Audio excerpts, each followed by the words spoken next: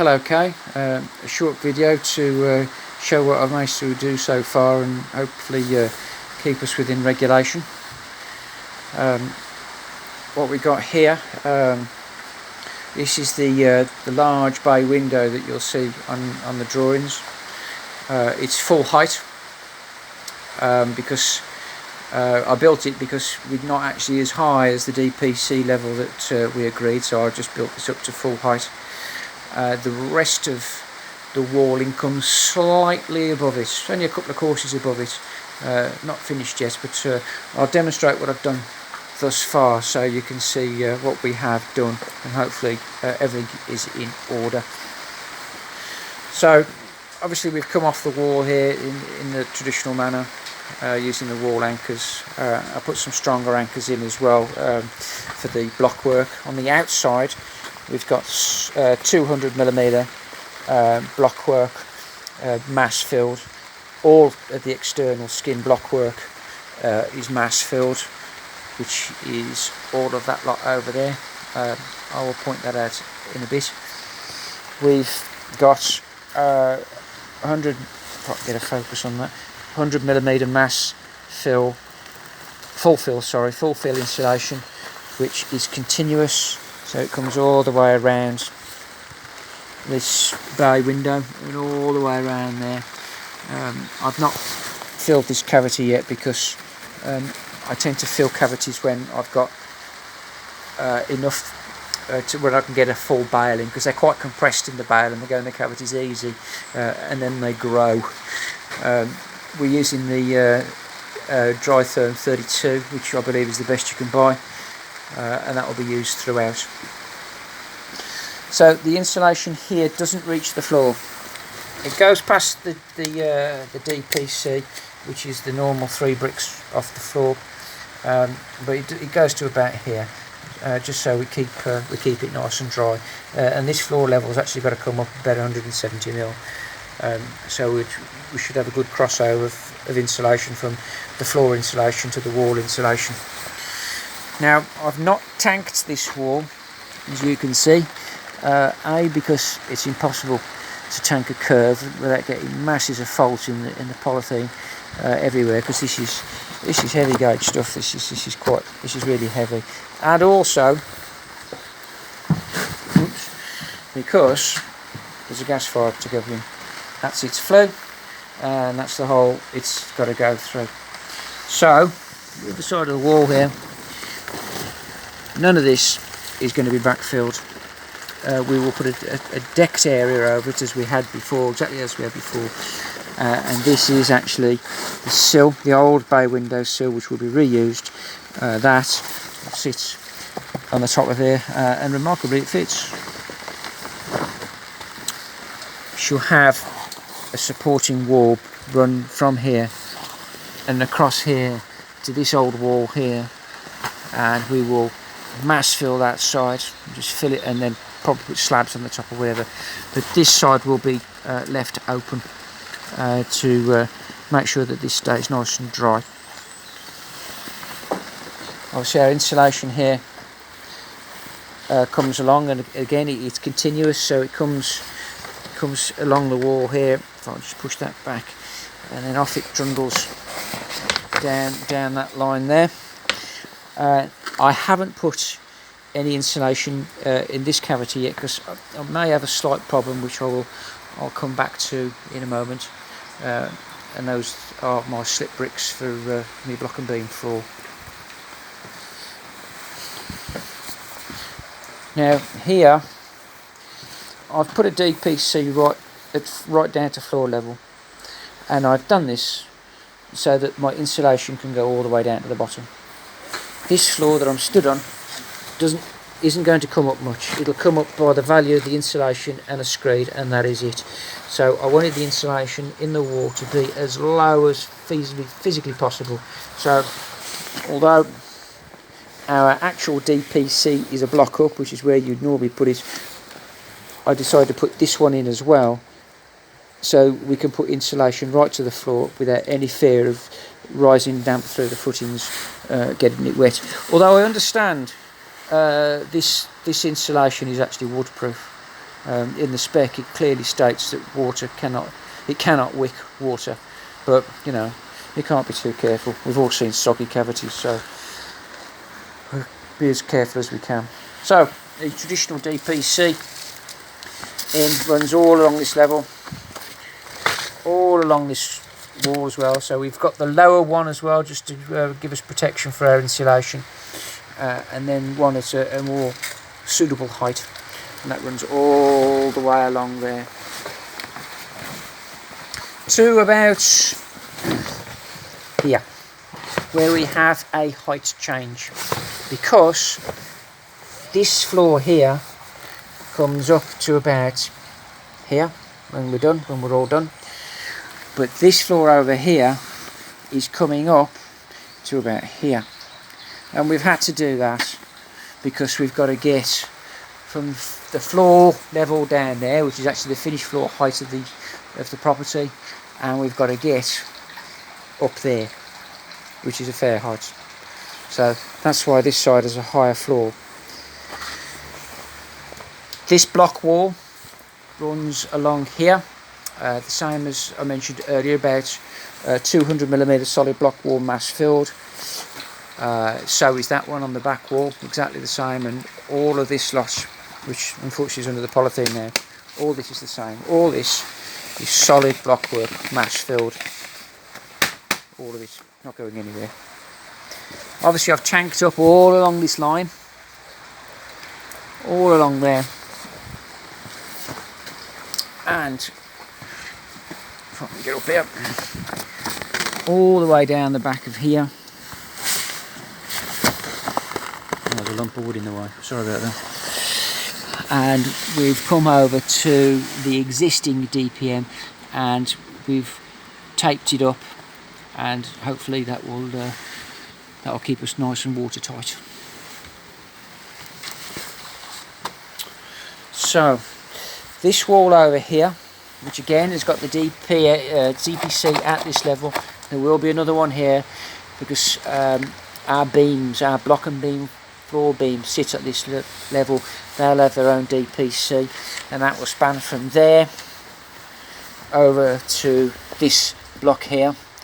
Again, I've got the DPC at floor level as well, right at the bottom there, just so we can put insulation in and keep it nice and dry. And even on the old section of wall, put another piece of DPC in there, just so we can sit our insulation in a nice dry tray. Now the old existing wall, that's the red and the blue, I've made good to the new block walling with a cast section. It's cast solid. I do have images of what it looked like before I cast it if you wish to see, but it's not going anywhere, honestly. It's absolutely cast solid. So this polythene that you're looking at here was the old floor level, the old cast floor, and I just slashed it off. That's now redundant. We shan't be using that now. And this level is our new, DPC line that we agreed for our next inspection.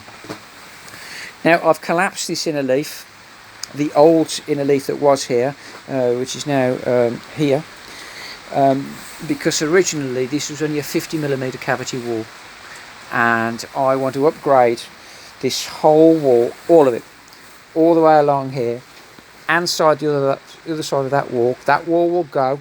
We'll have a new wall, but the wall that's the other side of that and runs for another, I don't know, 15 foot or so, it'll come down, and this line will continue with our 100mm mass fill insulation.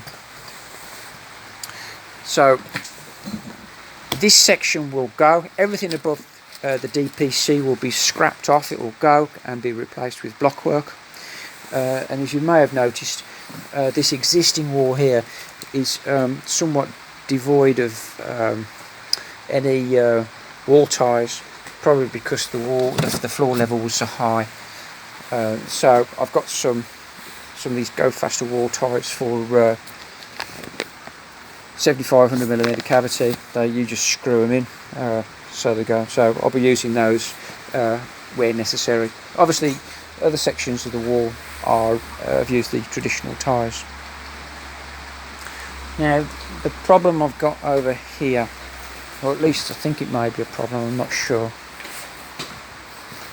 I'll go through the doorway. This cavity, sorry, not the cavity, this wall. I originally intended to send this wall straight up in Thermalite. I didn't use the Thermalite because it has superior insulation qualities. But then I realised that this wall, this leaf, as it goes up, it will go up, it will go up, it will go up and go up until it meets the existing ceiling line there, and then it becomes external. And then ideally it needs to be in dense block, because my plasterer tells me that the render that we will be applying to the whole structure sticks better to dense block than it does to Thermalite, and I don't want any problems in the future. As an aside, these are my slip bricks for the block and beam floor over there, if you're just wondering what they are. So on the internet there's a lot of talk of mixed materials, and they're saying that you shouldn't mix materials. So you shouldn't mix dense block with lightweight block because of condensation issues. Now I understand the theory behind it, but I'm not entirely sure it applies. I mean, because we're going to be having up here in the new section, we're going to be having another suspended concrete floor for a bathroom. I'm going to have a course of dense block in anyway on both this inner leaf and that inner leaf over there, because the Thermalite is not dense, it's not strong enough to support the beam, so we need to use the dense block for pad stones. But then I thought, well, does it matter? Can I take this wall up in Thermalite and then change to dense block when it becomes exterior for ease of plastering? Or is it a case of, well, if you start with Thermalite, you've got to stick with Thermalite, or if you want to use dense block, then remove this section of wall and start again? I can't make my mind up. So that's the question I want to put to you for this.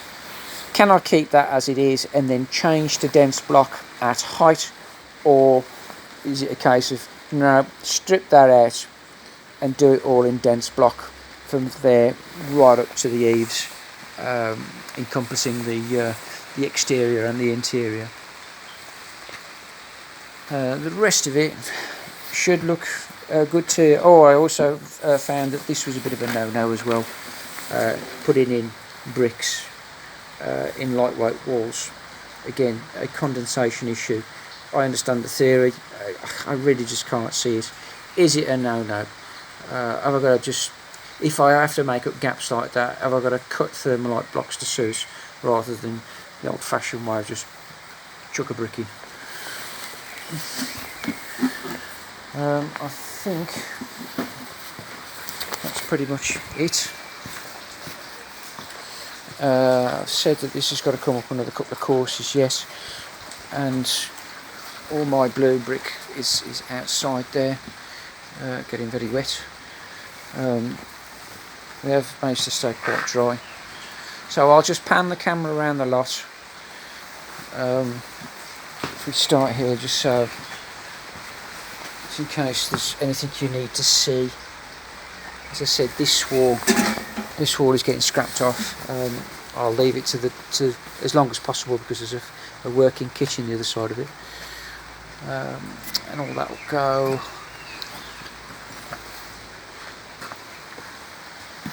Oh yes, here, the other side of here, there's 2 sheets of polystyrene I've brought.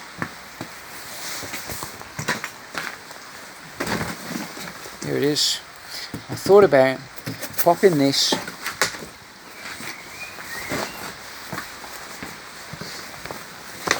down the back of here, up against our DPN, just to give it a layer of protection, so I can run it all the way along here and all the way along here,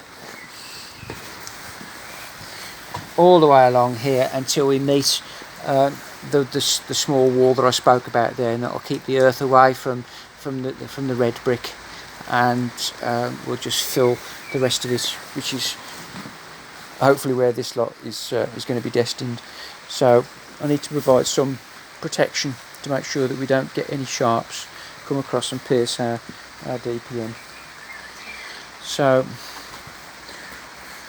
I'll look down this line.